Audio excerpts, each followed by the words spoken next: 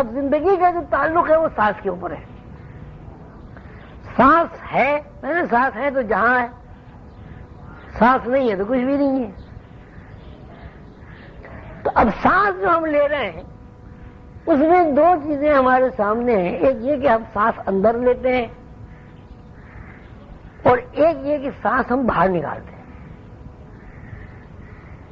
سانس کا اندر لینا اس بات کی علامت ہے کہ سانس کہیں ایسی جگہ جا رہا ہے جو ہمارے لیے لا علمی ہے اور غیب ہے. سانس کا باہر آنا اس بات کی علامت ہے کہ سانس جو ہم لے رہے ہیں وہ مظاہراتی اور مادی اور دنیاوی زندگی میں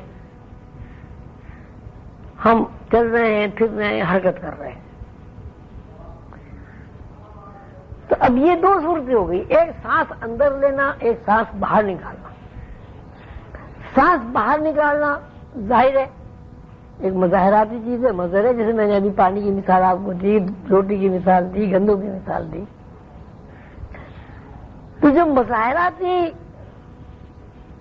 سانس ہے اس کا تعلق نزول سے ہے، یعنی کوئی چیز نازل ہو رہی ہے، اوپر سے نازل ہو کے شکل و صورت میں ظاہر ہو رہی ہے. اور سانس کا دوسرا تعلق صعود سے ہے. تو اب ہم یوں کہیں گے کہ کوئی چیز کہیں سے آ رہی ہے، کہیں جا رہی ہے. مثلا ایک آدمی پیدا ہوا، جوان ہوا، بوڑھا ہوا، مر گیا. تو جب پیدا ہوا تو ہم یہ کہیں گے کہیں سے وہ آیا، جب وہ مر گیا تو ہم یہ کہیں گے کہیں گیا. تو جو آیا ہے وہ سب نزول ہے، یہ مظہر ہے. اور جب وہ گیا وہ سب صعود ہے، یعنی غیب ہے. لیکن مرنے کے بعد پتہ نہیں چلتا بندہ کہاں گیا. یہ تو مرنے جینے کی بات ہو گئی. اب پیدا ہونے کے بعد آپ ہر دن کا حساب لگائے تو اس کا مطلب ہے آدمی جب پیدا ہوا اس کا ہر دن غائب ہو گیا. جب تک ایک دن غائب نہیں ہوگا دوسرے دن میں کوئی بچہ داخل نہیں ہو سکتا. جب تک 10 سال غائب نہیں ہوں گے کوئی بچہ 11ویں سال میں داخل نہیں ہو سکتا. تو اب یہ غائب ہونا چاہیے سب صعودی حرکات و سکنات ہے، اور ظاہر ہونا چاہیے سب نزولی حرکات و سکنات ہے. اور ظاہر ہونا چاہیے باہر نکلنا. مثلا ایک بچہ پیدا ہوا جو باہر آیا نا جی، وہ عالم ارواح میں تھا. عالم ارواح میں اندر تھا، غیب میں تھا، پردوں میں تھا، کہاں تھا کچھ پتہ نہیں. اب وہ عالم ارواح سے نکل کر دنیا پر آ گیا تو اس میں بھی وہ غیب میں سے باہر آ کر ظاہر ہو گیا. پھر عالم دنیا سے وہ نکل کر پھر کہیں چلا گیا، پھر وہ پھر غائب ہو گیا. تو جو چیز غیب ہے وہ سب صعود ہے، اور جو چیز نزول ہے وہ سب مظاہرہ ہے. جو مظاہرہ ہے وہ سانس کا باہر نکلنا ہے، اس لیے کہ مظاہرہ بھاری ہوتا ہے. اور جو چیز غیب ہے وہ سانس کا اندر داخل ہونا ہے، اس لیے کہ ہر چیز غیب وہ ہوتی ہے جو نظر نہ ہے. تو جب ہم اندر سانس لیتے ہیں تو ہمارا تعلق صعودی کیفیات سے ہو جاتا ہے، یعنی غیب سے ہم جڑ جاتے ہیں. اور جب ہم سانس باہر نکالتے ہیں تو ہمارا تعلق غیب سے کٹ کر ظاہر سے جڑ جاتا ہے. اس میں پھر وہ سانس کی مشقیں بھی کرائی جاتی ہیں. یہ مشقیں بھی بغیر کسی نگرانی کے، بغیر استاد کے جو لوگ کر لیتے ہیں ان کو فائدہ کم پہنچتا ہے اور نقصان زیادہ ہوتا ہے. ٹھیک ہے جی. ابھی آپ نے بتایا کہ مٹھاس سے شعور اور لاشعور میں فرق ہوتا ہے، جبکہ اس میں چھٹی مشق میں ایک مشق ہوئی ہے کہ تصور کریں کہ ایک جار ہے، گلوب ہے، اس میں سے روشنی نکل رہی ہے.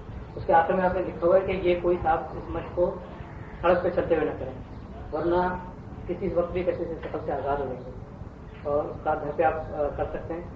تو اس کا تعلق بھی نہیں کیا لاشعور اور شعور تو مٹھاس سے بن رہے ہیں، اس میں مٹھاس کا کوئی ذکر نہیں ہے، مشق کے ذریعے کشش سے سفر سے آزاد ہو جائے. نہیں، آپ کو پتہ ہے اگر ایک آدمی سانس کی مشق کرتا ہے تو اس کے اندر مٹھاس کی کیفیات ختم ہو جاتی ہیں. جس زمانے میں سانس کی مشقیں کیا کرتا تھا اس زمانے میں حضور قدر بابو نے فرمایا تھا کم از کم 1 پاؤ مٹھاس آپ کو لازم کھانا چاہیے.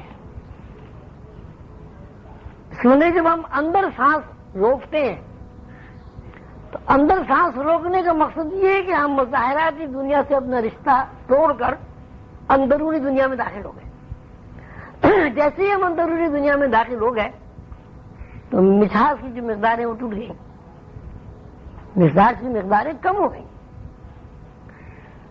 تو اب سانس کی مشق کا مطلب یہ ہے کہ جب آپ سانس اندر روکیں گے، جتنا سانس آپ اندر روک لیں گے اسی مناسبت سے آکسیجن کم ہو جائے گی، ہلکے ہو جائیں گے آپ، مٹھاس کم ہو جائے گا. سانس روکنا عام حالات میں کتنا ہوتا ہے؟ کتنے دفعہ لیتا ہے آدمی؟ 72 دفعہ 1 گھنٹے میں، 1 منٹ میں 72 دفعہ آدمی سانس لیتا ہے. اب آپ 15 منٹ میں ایک سانس لیتے ہیں تو 15 منٹ میں اندر سانس روکنے کا مطلب یہ ہوا کہ آپ 15 منٹ تک مظاہراتی کیفیات سے کٹ گئے. اور جب آپ مظاہراتی کیفیات سے کٹ گئے تو آپ کا شعور جو ہے وہ ڈسٹرب ہو گیا، کمزور ہو گیا. اور جب شعور کمزور ہو گیا تو ظاہر ہے شعور کی انفارمیشن جو ہے وہ بھی کمزور ہو جائیں گی. اب آپ دیکھ رہے ہیں کہ ایک درخت ہے، لیکن یہاں صورت یہ ہے کہ ایک درخت کے اندر ہزاروں درخت ہے. بھئی ایک درخت جو ہے امرود کا جو کھڑا ہوا ہے کہ آپ یہ سمجھتے ہیں کہ یہ ایک ہی درخت ہے. یہ درخت دراصل اپنے پہلے درخت تھا جو کروڑوں سال پہلے درخت تھا، اس کی فوٹو کاپی ہے. اس سارے درخت کی صلاحیتیں، اس سارے درخت کی کیفیات اس درخت کے اندر موجود ہے.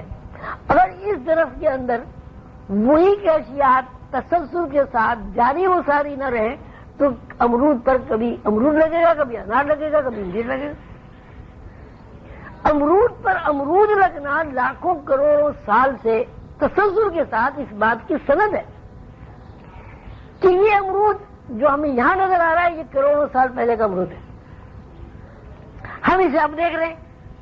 اب جب اس کے اندر امرود کا پورا ریکارڈ موجود ہے، اگر ہماری نظر اس کے انر میں داخل ہو جائے تو ہو سکتا ہے کہ 1,00,000 سال میں جتنے امرود کے درخت زمین پر پیدا ہوئے ہوں وہ ہمیں ایک ساتھ نظر آ جائے.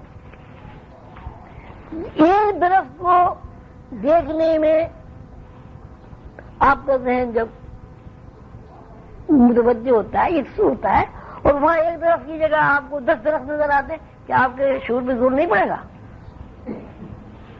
شعور جو ہے اس پہ زور پڑے گا اور نتیجہ یہ ہوگا شعور ڈسٹرب ہو جائے گا، ٹوٹ جائے گا، بگڑ جائے گا، آدمی پاگل ہو سکتا.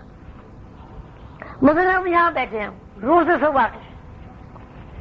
میں یہاں بیٹھا ہوں آپ کے سامنے، اب ایک دم آپ کی نظر اٹھتی ہے کہ صاحب ایک خواجہ صاحب یہاں کھڑے ہیں، ایک خواجہ صاحب یہاں کھڑے ہیں، ایک پیچھے کھڑے ہیں، ایک وہاں کھڑے، 4 ایک دم عظیمی صاحب 4 ایک دم آپ کے سامنے آ جائیں، کیا ہوگا؟ کیا ہوگا؟ پاگل ہو جائیں گے سارے، چیخیں نکل جائیں گی، اور کچھ لوگ تو بے ہوشی ہو جائیں گے. اس لیے کہ ہم اس سے واقف نہیں. لیکن جب ہم اس پریکٹس کو آگے بڑھائیں گے، پہلے 1 سے 2 دیکھیں گے، 2 سے 4 دیکھیں گے، 2 سے پھر ہم کتنے بھی دیکھ رہے ہیں. اردو کے اندر بات فرماتے ہیں کہ ہر انسان کے ساتھ ہم وقت رات دن 20 لاکھ فرشتے کام کرتے ہیں، تو ہمیں دیکھ بھی نظر نہیں آتا. اگر ہم ایک بھی فرشتہ دیکھ لیں تو پاگل ہو جائیں گے. اس لیے کہ ہم دیکھنے کے عادی نہیں ہیں. جتنا کچھ ہم دیکھنے کے عادی ہیں اتنے ہم، مثلا ایک آدمی 60 یا 100 واٹ کا بلب دیکھنے کا عادی ہے، آپ اس کے سامنے 1000 واٹ کا بلب ایک دم جلا دیں، کیا ہوگا؟ اندھیرا ہو جائے گا. یعنی وہ 1000 واٹ بجلی کی جو روشنی ہے جس نے پورے ماحول کو روشن کیا ہوا ہے، اس کو جب آپ ایک دم دیکھیں گے تو وہ بجائے روشنی کے آپ کے لیے اندھیرا ہوگا. لیکن اگر آپ بتدریج اس کو دیکھیں تو آپ 5000 واٹ کا بجلی کا بلب بھی دیکھ لیں گے، آپ کے ہاتھ میں زور تو پڑے گا، لیکن روشنی اندھیرے میں تبدیل نہیں ہوگی. تو اسی صورت سے جار کی مشق تک جب آدمی پہنچے گا، چھٹی مشق تک، تو مشقوں کے ذریعے اس کے اندر اتنی زیادہ مٹھاس کی کمی ہو چکی ہوگی کہ اگر وہ اس مشق کو سڑک پر چلتے ہوئے کرے گا تو ہو سکتا ہے وہ فوری طور پر شعور سے نکل کر لاشعور میں داخل ہو جائے، اور جب وہ شعور سے لاشعور میں نکل کر داخل ہو کر ظاہر ہے گرے گا، کسی بس کے نیچے آ جائے گا، کچھ بھی ہو سکتا ہے۔ تو اس لیے وہ منع کیا ہے، وہاں مقصد وہی ہے کہ روحانی اسباق ہوں یا روحانی مشقیں ہوں، سانس کی مشقیں ہوں، ان سب کا جو فنکشن ہے وہ یہی ہے کہ بتدریج انسان کے اندر سے مٹھاس کی مقداریں کم ہوتی ہیں اور نمک کی مقداریں بڑھتی چلی جاتی ہیں۔